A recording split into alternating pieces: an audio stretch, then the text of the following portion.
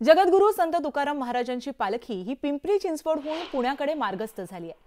पालखीचा पहिला विसावा हा दापोडी इथं आहे, तर दुसरीकडे संतश्रेष्ठ ज्ञानेश्वर माऊलींची पालखी देखील आपल्या पुढील मुक्कामासाठी पुण्याकडे मार्गस्थ झाली आहे। आज दोन्ही पालख्या पुण्यातील संगमवाडी या परिसरामध्ये एकत्र येतील आणि असंख्य वारकरी हरिनामाचा जयघोष करत पुण्यात दाखल होतील। त्यानंतर दोन्ही पालख्या 2 दिवसांसाठी पुण्यात विसावणार आहेत। महाराष्ट्राच्या संस्कृतीचं भूषण असलेली ही पंढरीची वारी गेले 300 ते 400 वर्ष अविरतपणे सुरू आहे। अवघा महाराष्ट्र हा अनुपम सोहळा पाहण्यासाठी तल्लीन झालाय, पण असंख्य वारकरी तन्मयतेने निरपेक्ष भावनेने त्या पांडुरंगाच्या दर्शनासाठी हा सोहळा याची देही याची डोळा अनुभवण्यासाठी येत असतात।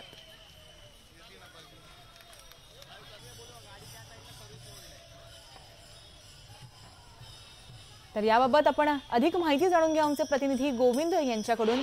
गोविंद, कशा प्रकारचं वातावरण आहे? वारकरी जे आहेत ते हरिनामामध्ये तल्लीन झालेले आहेत। रामकृष्ण हरी, आपल्याला माहिती आहे उद्योगनगरी पिंपरी चिंचवड मधून संत तुकाराम महाराजांची पालखी जी आहे ती आता पुढे मार्गस्थ झाली आणि अर्थातच या पालखी सोबत चालणारे ही लाखो वारकरी बघितल्यानंतर आपल्याला या पालखीचं वैभव जे आहे ते आपल्या लक्षात येतंय आणि अर्थातच जगद्गुरू संत तुकाराम महाराज असतील, ज्ञानेश्वर माऊली असतील, या दोन्ही संतांचे पालखी सोहळे जे आहेत आज पुण्यामध्ये दाखल होतील आणि पुढील 2 दिवसासाठी या दोन्ही पालखी सोहळ्यांचा मुक्काम जो आहे तो पुण्यामध्ये आहे। उद्योगनगरी पिंपरी चिंचवडमधील नागरिकांनी जे आहे ते या सगळ्या वारकऱ्यांचं आदरातिथ्य केलेलं आपण बघितलंच, मात्र पुण्यातही 2 दिवस पुणेकर न चुकता दरवर्षी या सगळ्या वारकऱ्यांची सेवा करतात। संगम ब्रिज जो आहे पुण्यातील तिथे दोन्ही पालख्या आणि त्या पालख्यासोबत चालणारे लाखो वारकरी आज संध्याकाळी एकत्र येतील आणि हा भक्तीचा संगम आपल्याला अनुभवायला मिळणार आहे तो न्यूज 18 लोकमतच्या माध्यमातून। जसं मी म्हणत होतो की ही सगळी जी वारकरी आहेत ती आपल्याला बघितल्यानंतर लक्षात येत होता की कशा पद्धतीनं ह्या सगळे जे वारकरी आहेत ती चालत जात आहेत। पाऊस पडतो आहे। माय कुठून आली?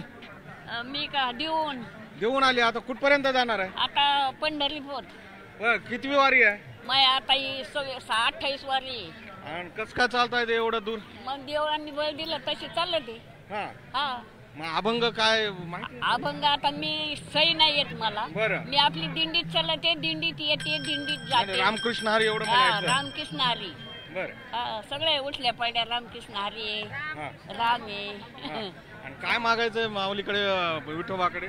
रुपयाची गोळी नाही, तेवढंच मागायचं, बाकीचं काहीच मागायचं नाही। एकदम टणटण दिसते, एकदम डोळ्याला दिसते, चष्मा नाही, काय नाही, काय नाही।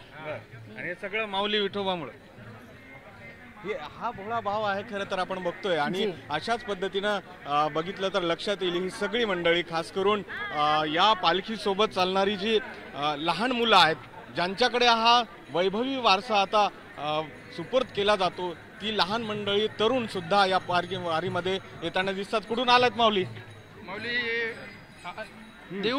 देऊन आता कुठपर्यंत जायचंय? आता पंढरपूर पर्यंत जायचं। दर कितवी वारी आहे ही? माझी 7वी वारी आहे। तिकडे झाल्या पेरण्या वगैरे? हा, पूर्ण पेरण्या वगैरे निसर्गाने यंदा भरपूर पाऊस वगैरे दिला, पांडुरंगाची कृपा एकदम चांगली झाली। अर्थातच आपण इथे भजन कीर्तन जे आहे ते बघूया ज्या पद्धतीने हे सगळे जे आहेत ते तुळशीकरी, भांडेकरी, सगळ्या ज्या महिला आहेत, बोला पुंडली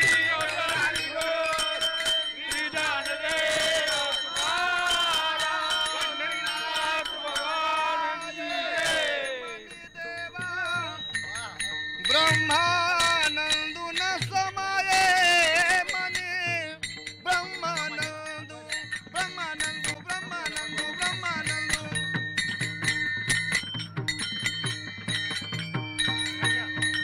ब्रह्मानंदुन समाये मने देवा,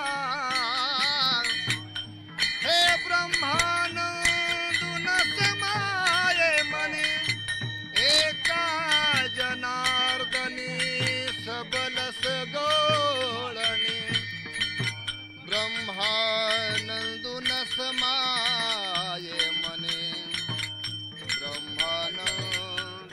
सगळी ऊर्जा हरिनामाची जी या सगळ्या वारकऱ्यांमध्ये दिसते आणि शेकडो किलोमीटर ही सगळी वारकरी जी आहे अशा पद्धतीने चालत चालत पंढरपूर गाठणार आहेत पुण्यामध्ये, पुण्यनगरीमध्ये. आज त्यांचं स्वागत होईल, आदरातिथ्य होईल. मी जसं सांगत होतो की दोन्ही पालख्यांचा संगम, पालखी सोहळ्यामध्ये जे वारकरी आहेत तो भक्तीचा संगम अनुभवायला मिळणार आहे आज संध्याकाळी. तो न्यूज 18 लोकमतच्या माध्यमातून.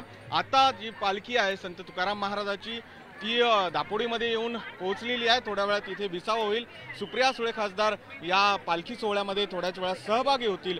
तर तिकडे माऊलींची जी पालखी आहे ती मॅगझिन चौकात पोहोचली, ती देखील संध्याकाळी 4 वाजताच्या सुमारास पुण्यामध्ये दाखल होईल पालखी सोहळा. आणि हा सगळा नयनरम्य जो अनुभूती आहे ती आपल्याला अनुभवता येईल.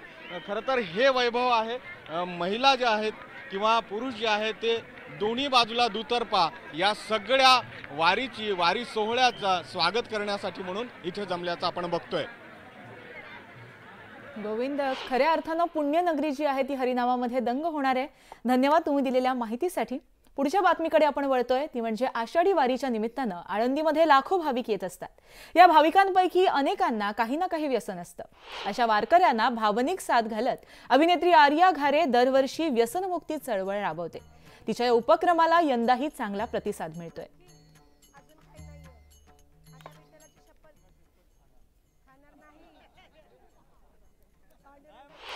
वारीनिमित्त आज आळंदीमध्ये लाखो वारकरी दाखल होत आहेत आणि या वारकऱ्यांमध्ये अनेक असे वारकरी असतात, शेतकरी असतात ज्यांना काही प्रमाणात व्यसन असतं आणि हे व्यसन सोडवण्यासाठी म्हणून आपण बघतोय की अभिनेत्री आर्या घारे सातत्यानं प्रयत्न करतात. व्यसनमुक्तीची चळवळ त्यांच्याकडनं राबवली जाते. आर्या, दरवर्षीचा हा उपक्रम आहे, काय लोकांचा प्रतिसाद असतो आणि हेतू काय आहे? हेतू मुळात खूप साधा सरळ आहे.